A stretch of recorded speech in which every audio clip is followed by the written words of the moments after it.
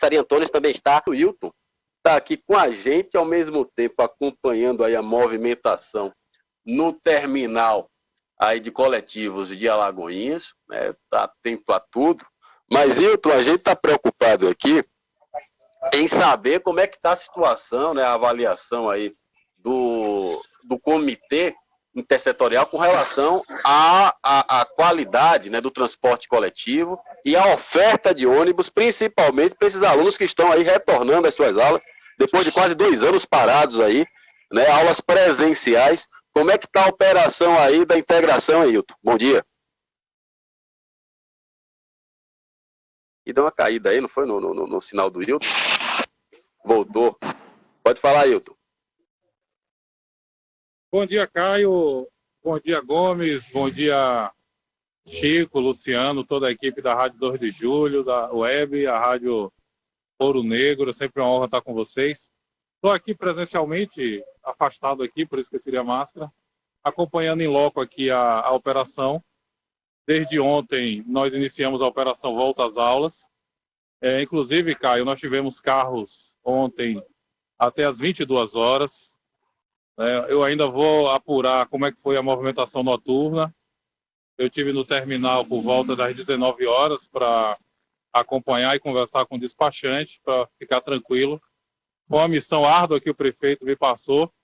E eu agradeço a André, o novo superintendente, que entendeu a importância da comissão para que desse o apoio necessário ao SMTT, para que esse projeto, né, de requalificação do transporte tivesse a sua devida adequação, né, e alcançasse os seus objetivos. E, como eu disse na entrevista passada, eu posso afirmar que a integração das linhas encontra-se devidamente implantada e com um novo desafio, que é o retorno às aulas. Ontem nós já tivemos o primeiro dia e tivemos êxito, né, o volume de passageiros aumentou nos horários de pico, que é justamente os alunos que estão saindo de suas residências e deslocando para as escolas, né, para os colégios, ainda no âmbito estadual.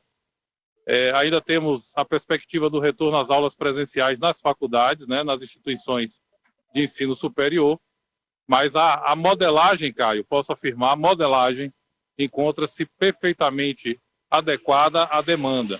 A nossa frota, que ainda está cansada, né, ainda é uma frota cansada, a empresa, mesmo com o incêndio que ocorreu na garagem, que foram mais de 20 carros, né, queimados, né, a empresa conseguiu fazer um aporte já em torno de 12 veículos, e esses veículos, né, só na troncal rodoviária, a gente chama troncal tecnicamente, que é a via principal, né, que é a porta, né, que recepciona os passageiros da integração que vem dos bairros. Só na troncal nós tivemos um acréscimo de 7 veículos, com esse veículo mais novo, né, com a média de 2014, 2012, ano de uso, né, de fabricação. Então, nós estamos aqui acompanhando de perto. O André está em outras atividades, me pediu para dar esse suporte aqui, eu estou cumprindo a missão. E fazer, se você me permitir também, queria fazer um comentário um pouco mais à frente sobre o início da fala de Chico Gomes sobre o precatório, porque enquanto subprocurador eu posso passar algumas informações também. E fico aberto, né, à disposição da bancada para qualquer questionamento. Tudo tranquilo. Eu só queria aqui, só para a gente bater esse assunto aí do retorno às aulas, da questão do transporte público. Ontem, inclusive, eu li aqui uma nota emitida pela Superintendência Municipal de Transporte e Trânsito com relação ao incremento, né, de novas linhas com esse retorno às aulas, e colocou aqui um percentual de 80% do quantitativo de ônibus que hoje está ofertado na licitação. Quando é que esse quantitativo vai chegar a 100% da frota, hein, Hilton? É com a volta aí das faculdades ou com o retorno aí das aulas da rede municipal? Exatamente. O planejamento envolve o retorno das faculdades, né, das instituições de ensino superior, envolve o retorno da rede municipal, o retorno da rede estadual e também um incremento na demanda de passageiros oriundo do Vale Transporte. Nós estamos na missão de reconquistar o passageiro. reconquistar o empresário entender que ele precisa investir no sistema de transporte. Sabemos que tem uma lei federal que exige, nos municípios que dispõem de transporte público, que o Vale Transporte seja comprado no sistema, né, de bilhetagem eletrônica, como é o nosso aqui. Mas ainda temos uma gama de empresários que pagam o Vale Transporte em pecúnia no contra-cheque do trabalhador. Isso causa uma evasão, né, de recursos do sistema. Então a gente tem essa meta também, um planejamento até março, Caio, para que a gente possa galgar o aumento da demanda de passageiros, aumentando a arrecadação, né, aumentando a remuneração do sistema, e aí a gente pode entrar naquele terceiro pilar que eu disse aqui também na reunião, na entrevista anterior, que é a melhoria da infraestrutura do sistema, com abrigos, aumentando a frota, melhorando a idade da frota.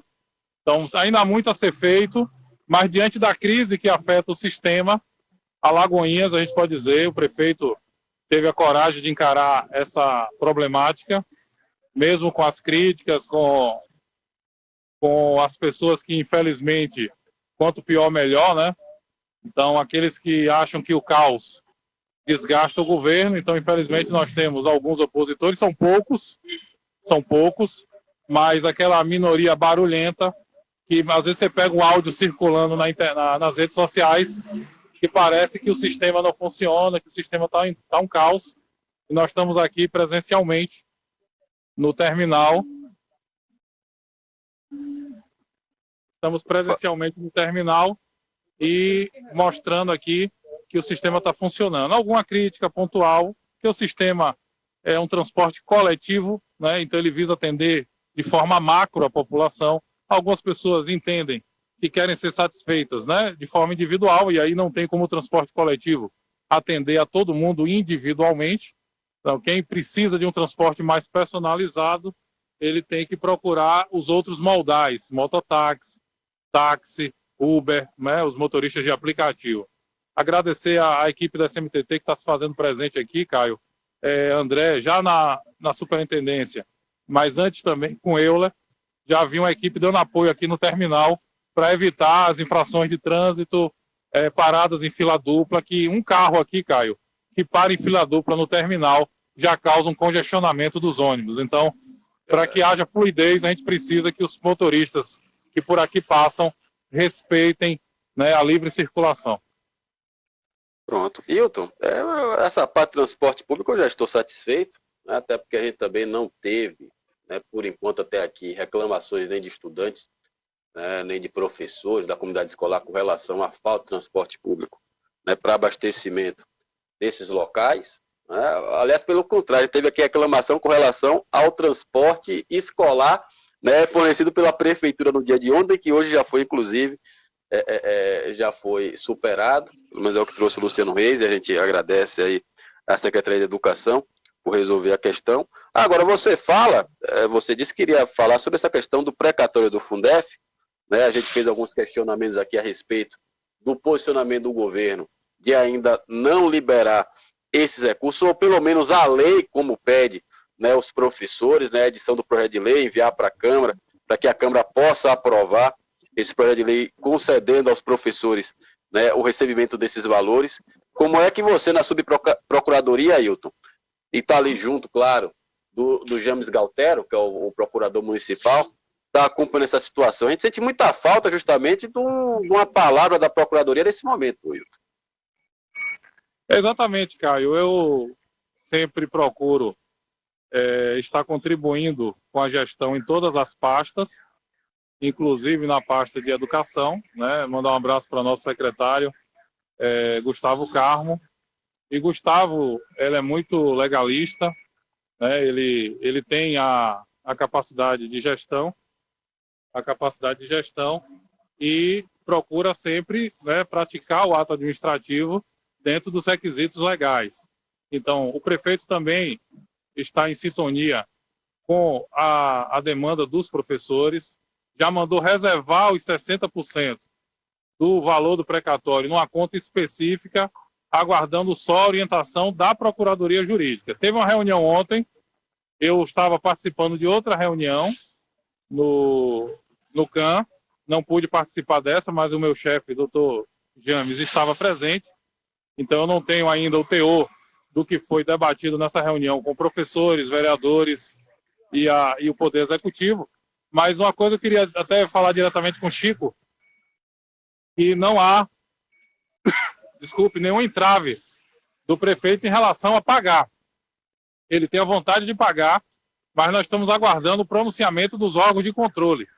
Mesmo então, com a pelo que você está dizendo, Wilton, pelo que você está dizendo, essa decisão do não pagamento, nesse momento, dos precatórios, é da Procuradoria. A Procuradoria tem sustentado para o prefeito, para, nesse momento, ele segurar a concessão. Pronto. Muita cautela, é um valor vultuoso. Existe uma medida cautelar ainda vigente do TCU, determinando que os municípios e estados se abstenham de fazer esse repasse aos professores. Então, o prefeito não tem nenhum impedimento pessoal e político em fazer o repasse. Agora, a gente tem que observar as diretrizes, as determinações dos órgãos de controle. Existe essa estratégia de mandar um projeto de lei para a Câmara, né, para discutir esse rateio, mas a Procuradoria, né, nosso chefe, o Procurador-Geral, orientou o prefeito que aguardasse o pronunciamento dos órgãos de controle. A princípio, o TCU, por se tratar de recurso federal, em que pese ser um precatório, um recurso oriundo de decisão judicial, a verba é federal. Então, uma coisa que eu posso dizer que é pacífico, que até Chico falou, que o valor tem que ser investido em educação, na pasta educação. Não pode ser usado pelos prefeitos e governadores em outras áreas. Mas a subvinculação, que é os 60% dos professores, ainda encontra-se em discussão nos órgãos de controle. Então, essa é a orientação da Proju. Não vou me colocar nesse momento para passar alguma informação sobre a reunião de ontem, Caio, porque eu não estava presente, mas posso falar com tranquilidade que o prefeito não tem nenhum impedimento pessoal e político para fazer esse pagamento. Agora está aguardando orientação da Proju para que esse pagamento seja feito sem o risco de responsabilidade pessoal perante o Tribunal de Contas da União. Chico? Eu gostaria, primeiro, saudar Ailton e dizer que é sempre um prazer de a gente ter essa chance de conversar com ele. Gostaria que ele me esclarecesse aqui o que para mim é uma dúvida. Nas últimas semanas, os problemas de educação do ensino fundamental em nosso município foram ainda mais agravados como consequência, para mim, da equivocada medida do governo de utilizar as sobras dos recursos do Fundeb 2021 para antecipar os salários de janeiro de 2022. Os representantes da categoria, inclusive, consideraram isso uma verdadeira pedalada. Como há facilidade para utilizar parte desses recursos para pagar como salário, e não há facilidade, já que existe um consenso a esse respeito e outros municípios já adotaram essa prática e Alagoinhas mantém esse receio de dar o dinheiro ao público realmente que deve ser entregue isso, doutor. Ficou claro o questionamento, Hilton, para você do Chico? Sim, Chico. Bom dia, Chico. Sempre elegante. Eu gosto de Chico e de Gomes, que eles são contundentes com elegância. Então, é uma aula para nós, né? Principalmente eu e Caio, que somos operadores do direito, somos profissionais que temos que sempre estar argumentando, né? Defendendo nossas teses. E Chico e Gomes, sempre com elegância, eles conseguem ser contundentes nas colocações. Ô Chico, com todo o respeito, com toda a admiração, sob precatório, o dinheiro está reservado, aguardando a orientação da Proju, que eu, enquanto Proju, nós estamos aguardando os pronunciamentos dos órgãos de controle, TCU. Eu entendo, já conversei até com o James, que o TCU, por ser recurso federal, ele tem, né, a palavra final. No que tange ao Fundeb, eu queria lembrar, Chico, o seguinte: nós temos uma insegurança jurídica muito grande com relação à pandemia, ao estado de calamidade que vigorou até 31 de dezembro e que havia alguns questionamentos sobre a possibilidade de pagamento de abonos, de rateios a servidores. Então, o secretário Gustavo Carmo, ele seguiu a orientação do setor financeiro contábil da prefeitura no que tange a aplicação dos recursos, Chico. Então, eu acredito que eu, James e Gustavo poderíamos até ir à bancada, vocês são muito democráticos, Claro. Caio sempre abre os microfones para todas as vertentes, né?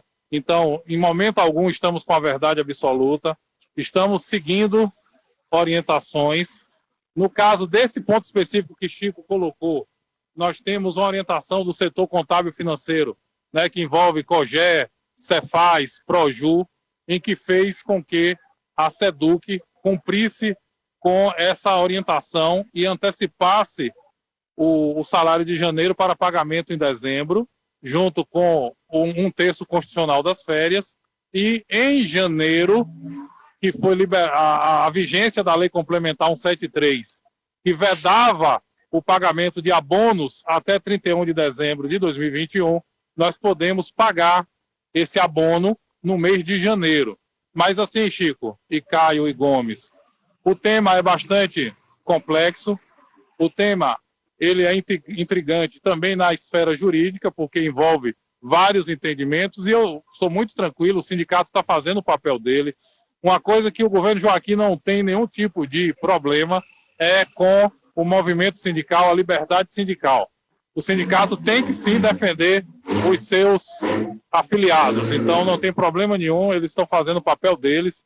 Agora, nós, enquanto gestores, nós, enquanto aqueles que decidem a devida alocação do recurso, nós temos que tomar todas as cautelas para que não tenhamos nenhum tipo de problema a nível de prestação de contas, né? E nós temos os órgãos de controle a nível municipal e federal.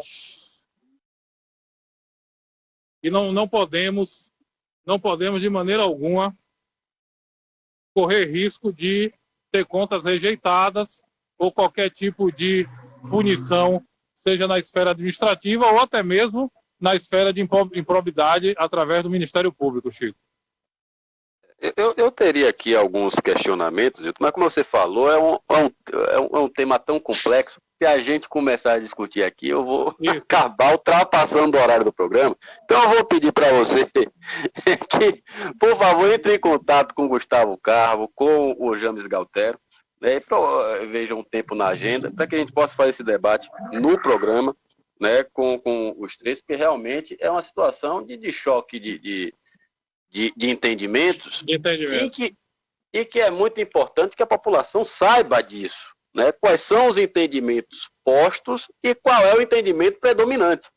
O que aconteceu? Né? Isso que a gente, né, o nosso trabalho aqui no programa é justamente trazer, né, os esclarecimentos para que o povo saiba o que está em jogo, né, o que está acontecendo, né, nesses meandros aí. Como você mesmo fala, não existe verdade absoluta, né? Existem teses aí que se chocam, umas vencem, outras são derrotadas.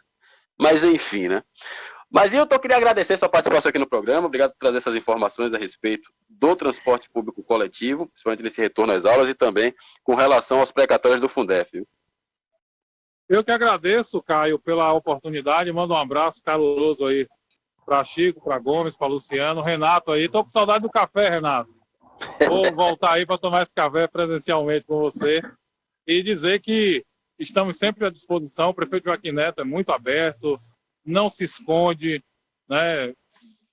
Tudo que é preciso ser feito e debatido para se chegar a decisões consensuais, nem sempre a decisão consensual ela pode ser alcançada, até porque nós estamos falando de interesse público, de recurso público, mas eu agradeço sempre essa abertura e essa forma elegante e democrática que você conduz o programa, Caio. Um abraço a todos.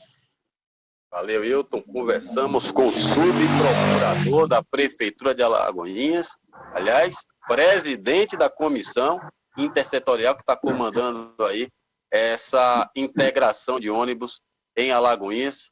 Com esse retorno às aulas aí, passou no teste.